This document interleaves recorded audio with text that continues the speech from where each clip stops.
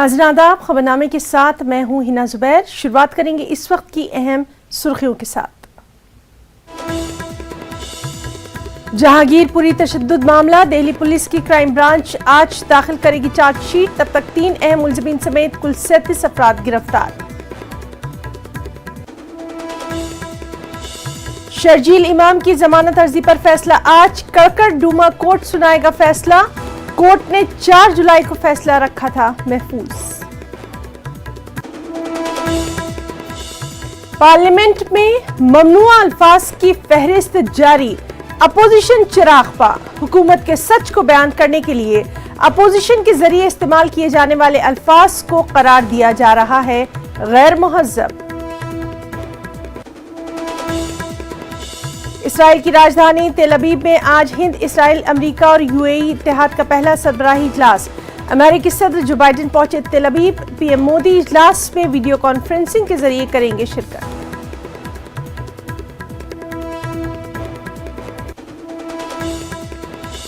मुल्क में फिर बढ़ा कोरोना का ग्राफ। 20,000 से ज्यादा नए मामलों की तस्दीक। एक दिन में 38 अफराद हलाक। एक्टिव मामलों की तादाद बढ़कर हुई 1,36,000 से पार।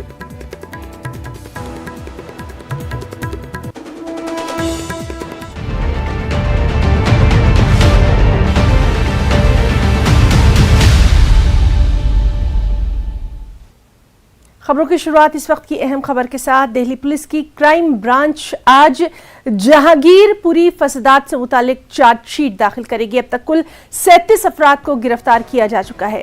पुलिस ने मुलजिमीन को पकड़ने के लिए मोबाइल और सीसीटीवी फुटेज का तज्जिया करने के साथ चेहरे की शिनाख्त के सॉफ्टवेयर FRS सिस्टम का भी इस्तेमाल किया है। 2000 से ज्यादा सफात की इस चार्जशीट में 3 अहम मुलजिमीन हैं। इनमें तबरेज, इसराफील और मोहम्मद अंसार शामिल हैं।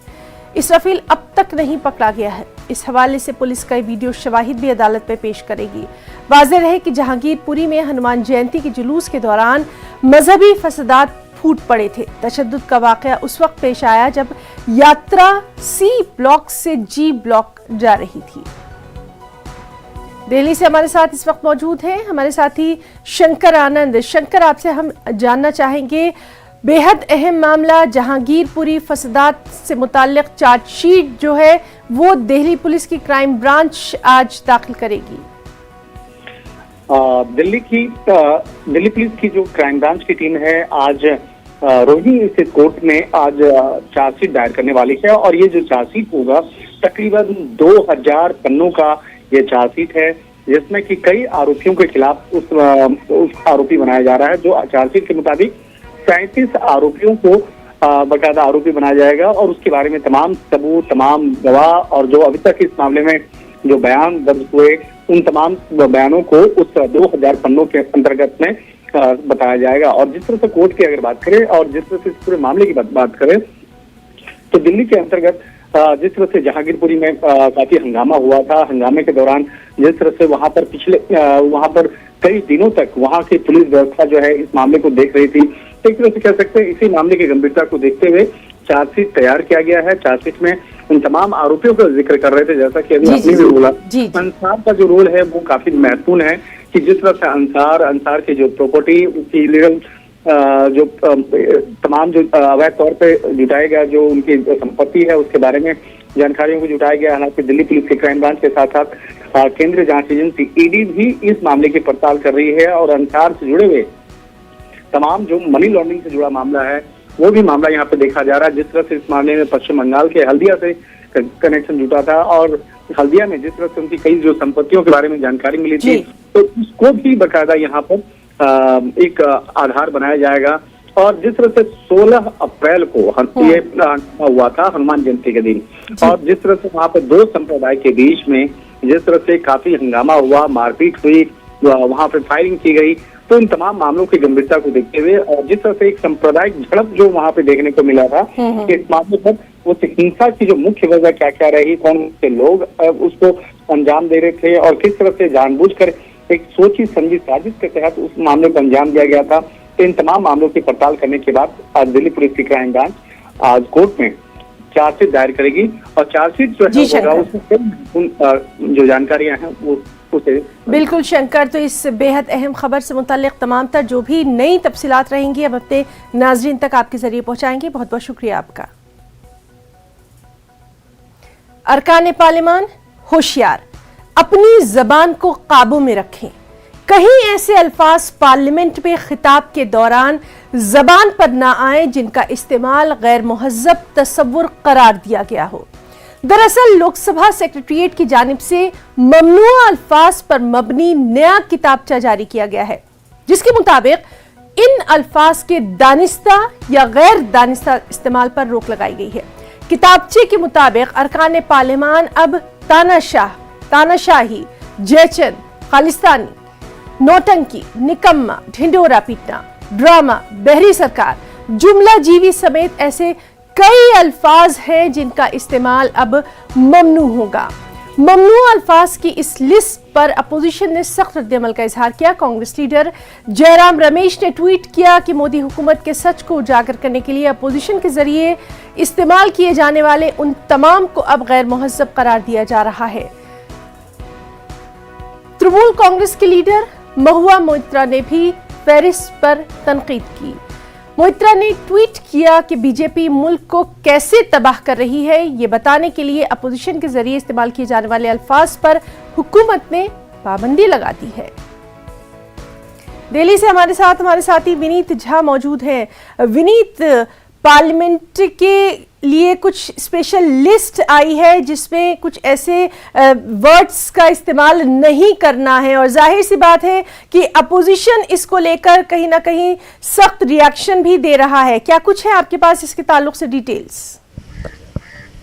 आज ये निश्चित तौर पर ही मैं आपको बताना चाहूँगा कि जिस तरह से सदन में की कार्रवाई होती है और जिस तरह से लगातार यह कोशिश की जा रही है, लोकसभा कार्यालय की ओर से कोशिश की जा रही है, सदन की ओर से यह कोशिश की जा रही है कि एक जो सदन की कार्रवाई है उसमें एक स्तर को बनाए रखा जा सके, और जिस तरह के अमर्यादित शब्दों का प्रयोग जो है वो किया जाता है, प्रधानमंत्री के खिलाफ किया जाता है या फिर सदन में किया जाता है, उस तरह के शब्दों का प्रयोग न किया जा सके, इसको लेकर के एक गाइडलाइन जो है वो जारी की गई है। साफ तौर पर यह कहा गया है, क्योंकि जिस तरह से हम देखते हैं कि जब सदन की कार्रवाई होती है, भारत जो है वो विश्व का सबसे बड़ा लोकतांत्रिक देश जो है वो यहाँ पर है। जिस तरह से लोकतांत्रिक परंपरा की अगर हम बात करें, लिच्छवी गणराज्य से शुरू होकर के लोकतांत्रिक परंपरा जो आती है, उसी परंपरा और स्तर को बनाए रखने की बात जो है वो लगातार कोशिश जो है वो संसद में की ओर से होता है, सदन के पीठ की ओर से होता है। और इसी कड़ी में हम इस कार्रवाई को भी देख सकते हैं कि जहां पर कुछ शब्दों को लेकर के कहा जा रहा है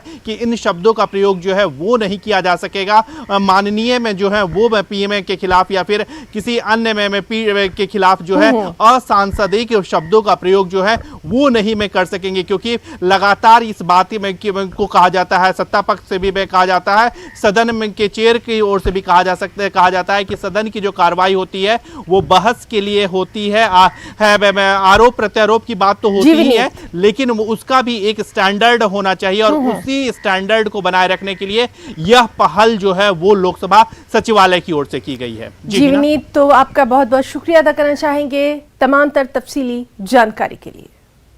नाज़रीन, एक बेहद अहम खबर आपको दे दें, तिब्बत के रूहानी पेशवा दलाई लामा आज दोपहर जम्मू पहुंचेंगे। रात जम्मू में ही दलाई लामा क़याम करेंगे और कल लेह के लिए रवाना होंगे, और लेह में यानी लद्दाख में दलाई लामा 1 महीने के लिए क़याम करेंगे। तो इस वक्त की अहम खबर, तिब्बत के रूहानी पेशवा दलाई लामा आज दोपहर जम्मू पहुंचेंगे, रात वो जम्मू में ही क़याम करेंगे और कल लेह के लिए रवाना हो जाएंगे, और इस तरह से दलाई लामा 1 माह 1 महीने के लिए लद्दाख में ही क़याम करेंगे। सीधे रुख करेंगे जम्मू से, हमारे साथी समीर भट्ट इस वक्त मजीद तफसीलात के साथ मौजूद हैं। समीर, दलाई लामा आज दोपहर जम्मू पहुंचेंगे और उसके बाद वो लद्दाख के लिए रवाना होंगे, क्या कुछ वहां पर इसको लेकर तैयारियां, सरगर्मियां नजर आ रही हैं? देखिए, दलाई लामा जो है वो 2 साल के बाद जब से कोविड हुआ है तब से वो धर्मशाला में ही रहे हैं, और 2 साल के बाद वो अपने आश्रम से बाहर निकले हैं, और अब उनका जो विजिट है वो जम्मू बाय रोड धर्मशाला से निकले सुबह अर्ली मॉर्निंग। हालांकि बहुत ज्यादा बारिश भी हो रही है, लेकिन वो कुछ ही देर में यहाँ जम्मू पहुंचेंगे। यहाँ वो नाइट स्टे करेंगे एक होटल में, यहाँ जो प्राइवेट होटल है वहाँ पे नाइट स्टे करेंगे और कल सुबह उनको लेह लद्दाख के लिए निकलना है और वहाँ वो 1 महीने तक रहेंगे। और उनका जो टूर है वो स्पिरिचुअल टूर है। वहाँ पे वो बहुत सारे सेमिनार्स में और बहुत सारी जगहों पे वो जाएंगे और लेक्चर देंगे।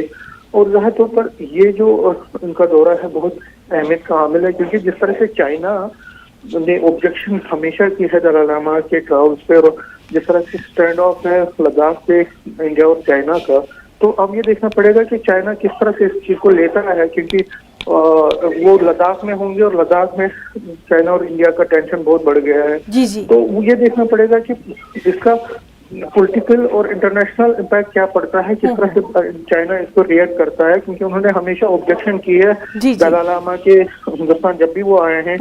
और जिस तरह तिब्बत पे उनका जो है वो डिस्प्यूट चल रहा है दलाई लामा के साथ, तो ये देखना पड़ेगा कि वो चाइना जब वो लद्दाख में रहेंगे तो चाइना किस तरह से इसका देता है। लेकिन एक चीज है कि सिक्योरिटी बहुत बढ़ा दी गई है वहाँ लद्दाख में भी, और एंड रोड जहाँ जहाँ से वो जाएंगे, क्योंकि उनको हमेशा खतरा रहता है। बिल्कुल।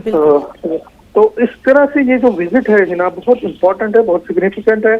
और दलाई लामा का जो 1 महीने वो लद्दाख में रहेंगे वो लेक्चर देंगे और अपनी बात। जी बिल्कुल। तो दलाई लामा का ये जो 1 महीने का क़याम होगा ये पूरी तरह से रूहानी तौर पर है और इस पर लगातार हम अपने नाज़रीन को भी वक्फे से तमाम तर तफसीलात फराहम करते रहेंगे। समीर भट्ट, बहुत बहुत शुक्रिया आपका तमाम तर जानकारी के लिए। इसराइल की राजधानी तेल अवीव में आज हिंद, इसराइल, अमेरिका और UAE इत्तेहाद का पहला सरबराही इजलास होने जा रहा है। अमेरिकी सदर जो बाइडन इजलास में शिरकत करने के लिए तेल अवीव पहुंच चुके हैं। वज़ीर-ए-आज़म नरेंद्र मोदी इस इजलास में वीडियो कॉन्फ्रेंसिंग के जरिए शिरकत करेंगे। ये इत्तेहाद बुनियादी तौर पर 6 शोबों तवानाई, ग़िज़ाई तहफ़्फ़ुज़, पानी, सेहत, खला और ट्रांसपोर्ट में मुश्तरका सरमायाकारी की हौसला अफजाई के लिए तश्कील दिया गया है। इस इजलास में तिजारत और सरमायाकारी के सिलसिले में इक़्तिसादी शराकतदारी को मजबूत और मुस्तहकम बनाने पर तबादला ख्याल किया जाएगा।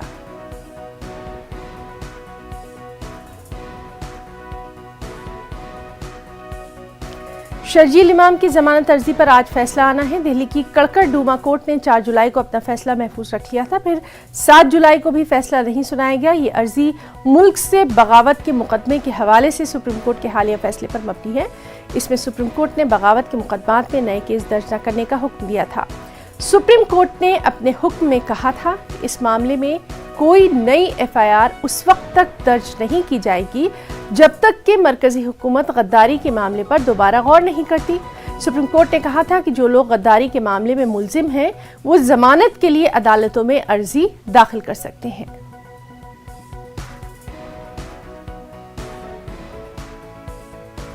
एक प्रोग्राम में खिताब करते हुए RSS सरबराह मोहन भागवत ने आबादी कंट्रोल पर अपनी राय दी है। उन्होंने कहा कि आबादी और खुराक बढ़ाने का काम सिर्फ जानवर करते हैं। जिंदगी का मकसद सिर्फ जिंदा रहना नहीं होना चाहिए, इंसान के बहुत से फराइज हैं। किसी के पास अगर बुद्धि नहीं होती तो man is the weakest animal of the earth. लेकिन एक कॉग्निटिव इंपल्स आया कभी उसके जीवन में, उसने उसका जीवन बदल गया, सर्वश्रेष्ठ बनाया। लेकिन केवल खाना पीना, प्रजा बढ़ाना, ये तो पशु भी करते हैं ना। जो ताकतवर है वो जी लेगा। Is the law of the jungle, survival of the fittest. This is a truth applicable to animals, not to humans. In humans, the fittest persons will make others survive. The fittest will help weakest to survive. That is human excellence. Human excellence यानी क्या है? Excellence in everything. But it must be human. What is this human? Human is to use your own faculties to make the world survive, to make the world grow, to make it a happier, a peaceful world. ये मनुष्य की व्याख्या है, उसके जीवन में ये धर्म है। खबर मध्य प्रदेश से। मध्य प्रदेश वक्फ बोर्ड के इंतखाबात के लिए जबलपुर हाई कोर्ट के सख्त अहकाम के बाद इंतखाबात की तारीख का ऐलान कर दिया गया। बोर्ड इंतखाबात 30 जुलाई को होंगे। इसके लिए बाकायदा नोटिफिकेशन भी जारी कर दिया गया। मुतवल्ली कमेटी से वक्फ बोर्ड इंतखाबात के लिए एक रुकन मुंतखब करने के लिए वक्फ बोर्ड के जरिए 112 मुतवल्लियों की लिस्ट भी जारी कर दी गई है। वहीं दूसरी जानिब मुमताज समाजी कारकुन और मशहूर वकील शाहनवाज खान ने वक्फ बोर्ड के जरिए इंतखाबात के लिए जारी की गई मुतवल्लियों की फहरिस्त को बोर्ड ज़ाब्ते की खिलाफ वर्जी से ताबीद किया। बोर्ड में 342 मुतवल्लियों की तादाद दर्ज है, जबकि बोर्ड के जरिए इंतखाबात के लिए मुतवल्लियों की जो फहरिस्त जारी की गई है उसकी तादाद कुल 112 है। बोर्ड का कहना है कि उन्हें मुतवल्लियों की फहरिस्त जारी की गई है जिन्होंने बोर्ड में वक्त पर चंदा निगरानी को जमा किया है, जबकि वकील का ऑब्जेक्शन ये है कि अगर किसी मुतवल्ली ने वक्त पर चंदा निगरानी जमा नहीं किया तो उसे वोटिंग के हक से महरूम नहीं किया जा सकता। नहीं हो रहा, मैं कह रहा हूँ नहीं हो रहा है नियम के तहत। और जब तक वोटर लिस्ट फाइनली जारी नहीं कर दी जाए, जो चुनाव अधिकारी को जारी करना चाहिए, तब तक कोई चुनाव कार्यक्रम जारी ही नहीं किया जा सकता। भाई हम तमाम चुनाव देखते हैं, हर चुनाव में जो है वो जो भी चुनाव अधिकारी होता है, रिटर्निंग ऑफिसर होता है, वो वोटर लिस्ट जारी करता है। इसमें चुनाव अधिकारी ने वोटर लिस्ट जारी की है क्या? नहीं करी। 112 की जो जारी की उस पर क्या करती है? वो इनकम्प्लीट है। कानून में ये थोड़ी है कि साहब जो चंदा निगरानी देगा या हिसाब देगा वही वोट डाल सकता है। वंचित करने का कोई कानून नहीं है। अगर किसी ने चंदा निगरानी नहीं दिया तो बोर्ड की ड्यूटी है कि उसको 2 साल के बाद निकाल के बाहर करो। तो आज तक नहीं आए। मैंने 30/5 को आपत्ति लगाई थी, 1 महीने से ज़्यादा हो चुका है। अभी तक उन्होंने उस आपत्ति का मेरी कोई जवाब नहीं दिया है।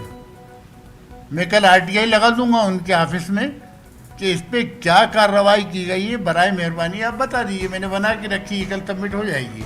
हम लोगों ने रिटर्निंग ऑफिसर के आदेश निर्देश माने हुए हैं और 30 जुलाई को हम जो है इसको प्रक्रिया को पूर्ण करने जा रहे हैं।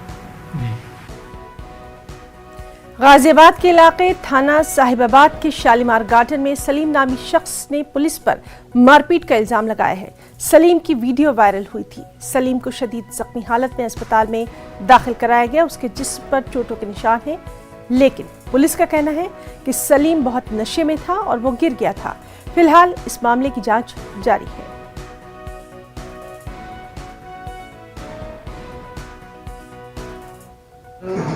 मैं था नशे में, झूठ नहीं बोलूँगा।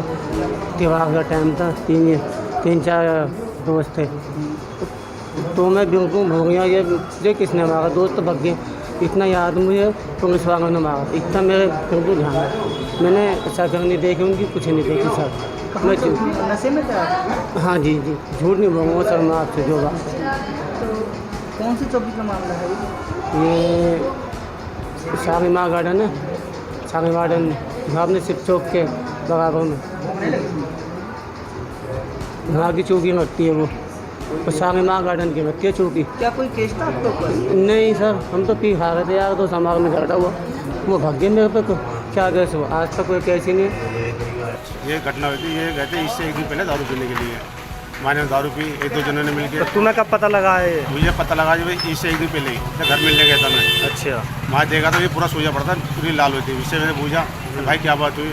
नहीं भाई ऐसे ही शालीमार चौकी में पकड़ के ले गए थे। 2-3 दिन मुझे अंदर बंद करके मारा मुझे, तो उठा के शिव चौक पे फेंक दिया था मुझे।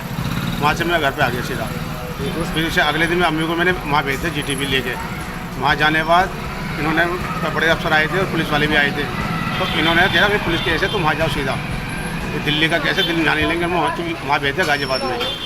गाजियाबाद जाकर भर्ती करते इसको। पुलिस इसमें ये कह रही है कि आप ये कह रहे हैं वो सीढ़ियों से गिरा, आपने पुलिस को बयान दिया इस तरीके के? नहीं, कोई बयान नहीं दिया। मेरी कोई बात नहीं हुई, मेरी कोई बात नहीं किसी पुलिस वाले से। तो पुलिस को क्या बताया तुमने? मैंने तो मेरा कुछ बात ही नहीं करी मैंने तो पुलिस वाले से, न मेरी बात हुई। कोई बात नहीं है। सोशल मीडिया पर एक वीडियो वायरल हो रहा है जो किसी के द्वारा ट्वीट भी किया गया था। इस वायरल वीडियो के आधार पर जब हम लोग अभी चेक करा रहे हैं कि मामला कहाँ का है, क्या है, अभी वो जो पीड़ित है वो MMG में एडमिट है। वहाँ पर भी चौकी इंचार्ज को भेज करके पता कराया गया, तो पता चला कि ये ईद से 2-3 दिन पहले की बात बता रहा है, जिसमें इसके ज़बरदस्त नशे में था और इसके द्वारा कहा जा रहा है कि पुलिस ले गई थी और इसके साथ किसी ने मारपीट की। कौन मारपीट किया, क्या किया, अभी तक ये बात क्लियर नहीं हो पा रही है। न तो ऐसी कोई शिकायत न चौकी पर न थाने पर आई हुई है। डॉक्टर से जब बात की गई इलाज करने वाले, तो उनका ये कहना था कि ये गिर गया है। जैसा कि एडमिट कराते समय डॉक्टर अपना प्राथमिक वो रिपोर्ट लिखते हैं, उसमें उनके द्वारा बताया गया कि पुताई के दौरान ये गिर गया था जिससे इसको चोटें आई थी। इसके भाई के द्वारा भी यही बात बताया जा रहा है कि ये इसको गिरने से, पुताई के दौरान ये गिर गया था, इससे चोटें आई थी। तरह तरह की बातें इसमें निकल के आ रही हैं। हम लोग उस पर स्पष्ट जानकारी कर रहे हैं कि वास्तव में हुआ क्या है। अगर इसमें पुलिस वाले से किसी की अगर गलती है तो उसके खिलाफ भी कार्रवाई की जाएगी, और अगर किसी की गलती नहीं है तो जिसने गलत ढंग से ट्वीट किया है उसके खिलाफ भी कार्रवाई करेंगे। मुल्क में कोरोना का ग्राफ एक बार फिर से बढ़ता दिखाई दे रहा है। पिछले 24 घंटों की अगर बात करें तो 20,000 से ज्यादा नए कोरोना के मामलों की तस्दीक हुई है। ताज़ा आदाद-ओ-शुमार के मुताबिक एक दिन में 38 अफराद हलाक हुए हैं। इस दौरान 16,482 मरीज शिफायाब हुए। एक्टिव मामलों की तादाद बढ़कर 1,36,000 से ज्यादा है। यौमिया मुस्बित शरह 5.10 है। कोरोना के मामले लगातार तेजी से बढ़ते जा रहे हैं। पिछले 24 घंटों में 20,000 से ज्यादा नए केसेस सामने आए हैं और वहीं एक्टिव केसेस की संख्या 1,36,000 हो गई है और बढ़ते केसेस ने सबकी चिंता बढ़ा दी है। जो लोग हैं वो भी परेशान हो गए हैं। स्वास्थ्य विभाग, एक्सपर्ट्स, डॉक्टर, सबकी चिंता बढ़ गई है। लेकिन कहीं ना कहीं जो लोग हैं वो अभी भी सतर्क नहीं है। लोग जो हैं वो गाइडलाइन का पालन नहीं कर रहे हैं, मास्क नहीं लगा रहे हैं, सोशल डिस्टेंसिंग का पालन नहीं कर रहे हैं और लगातार जैसे कोविड के नए वेरिएंट सामने आए हैं तब से केसेस में लगातार इजाफा देखा जा रहा है और जो मौतों का आंकड़ा है वो भी बढ़ रहा है, केसेस बढ़ रहे हैं और ये चिंता सबके लिए बनी हुई है। तो जैसे जैसे केसेस बढ़ते जा रहे हैं सबके मन में एक सवाल आ रहा है, कहीं हम चौथी लहर की तरफ तो नहीं बढ़ रहे हैं और लोगों के लिए बहुत ज़रूरी हो गया है कि वो सतर्क हो जाएं, क्योंकि कहीं ना कहीं लोग लापरवाह हो गए हैं। डॉक्टर्स और एक्सपर्ट्स की तरफ से लगातार ये जोर दिया जा रहा है कि वैक्सीनेशन हो, टेस्ट हो, लेकिन लोग जो हैं वो इसको बहुत लाइटली ले रहे हैं और वक्त आ गया है कि लोगों को कॉशियस होना पड़ेगा और बहुत ध्यान देना पड़ेगा, क्योंकि अब कोविड के जो ये रूप हैं कहीं ना कहीं सबको चिंता में डाल रहे हैं। कैमरामैन सोनू के साथ फराह खान, न्यूज़ 18 दिल्ली। और अब बात करेंगे मानसून की। मुल्क की मुख्तलिफ रियासतों में बारिश अवाम के लिए आफत बन गई है। गुजरात, तमिलनाडु, आंध्र प्रदेश, तेलंगाना, कर्नाटक, महाराष्ट्र और उत्तराखंड में बारिश से आम जिंदगी सबसे ज्यादा मुतासिर है। गुज़िश्ता कई दिनों से जारी भारी बारिश के नतीजे में कई शहर और गाँव ज़ेर-ए-आब हैं। आवाम को सबसे ज्यादा दिक्कतों का सामना है। गुजरात की अगर बात करें, कई शहरों में सैलाब जैसी सूरत हाल है। नवसारी के कालियावाड़ी के नशीबी इलाके ज़ेर-ए-आब हैं।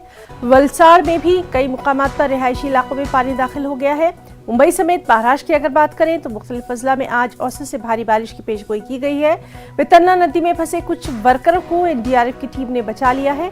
आंध्र प्रदेश के एल्लूरू, कोनसीमा, ईस्ट और वेस्ट गोदावरी के अजला में सैलाब की सूरत हाल बरकरार है। इन अजला में 40 गाँव ज़ेर-ए-आब हैं। 25,000 से ज्यादा अफराद मुतासिर हैं। महकमा मौसमियात ने आज भी यहाँ बारिश की पेशगोई की है।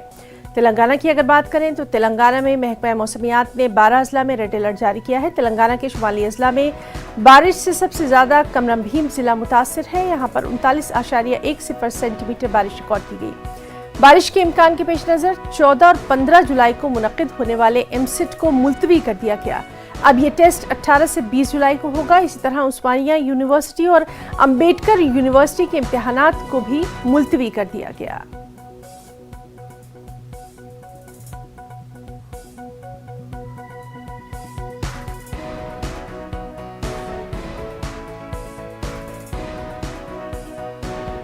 और सबसे अहम बैनुल-अक़वामी खबर से भी आपको रूबरू करवा दें। श्रीलंका में सूरत हाल कशीदा है। वज़ीर-ए-आज़म के इस्तीफे की मांग शिद्दत इख्तियार कर रही है। सियासी बहरान के दरमियान मुख्तलिफ सियासी जमातों के लीडरों की मीटिंग हुई। इस मीटिंग में मौजूदा मसले के हल के लिए गौर ख़ौस किया गया। तमाम सियासी जमातों के लीडरों ने एक आवाज़ में वज़ीर-ए-आज़म रानिल विक्रमसिंघे से उहदे से दस्तबरदार होने का मुतालबा किया। इस बीच श्रीलंका में अवामी एहतजाज और झड़पों के दरमियान नाफिज की गई कर्फ्यू को आज सुबह हटा लिया गया। मालदीव फरार हुए गोटाबाया अब वहां से सिंगापुर भागने की कोशिश में है। at 5 a.m. because of the kind of dramatic scenes that unfolded outside Prime Minister's office yesterday for over 3 to 4 hours, and after protesters occupied the Prime Minister's office, curfew was imposed but was lifted at 5 a.m. because the situation here is very volatile. This is the Presidential Secretariat, and this is also the Galle Face where protests continue for the 97th day. Here's a family who's also joining the protest. You know, why is this anger towards the government? What are the kind of problems that you've been going through because you have a child? So how difficult is the situation in Sri Lanka? Yeah, this anger is because we don't have any fuel at the moment and no milk, and day-to-day needs it's very hard to find these days. So that's why this anger, and this young generation is came for here they need to say stop this greed of power. So you know, how old are you? I'm 8 years old. Do you come here every day? No, I came yesterday. You came yesterday. So do you like spending time here? Do you know what is happening around you? Yes. You know? Okay. So will you keep coming here till your parents make you come here? Do you like to come here every day? Yes, I like. Like to come? Okay. So you know, this is an 8-year-old who's not going to school. Ever since COVID started, we had online classes, but now because of the ongoing crisis, because of the ongoing political crisis here in Sri Lanka, schools and colleges remain shut because whether it's the students, whether it's teachers, principals, none of them are able to commute to these institutions, which is why schools, colleges are shut, and they feel that apart from the acute shortage of essential commodities like milk, they think that even the education system, the future of children has been impacted, and that's why they think it's time for Gotabaya to go home.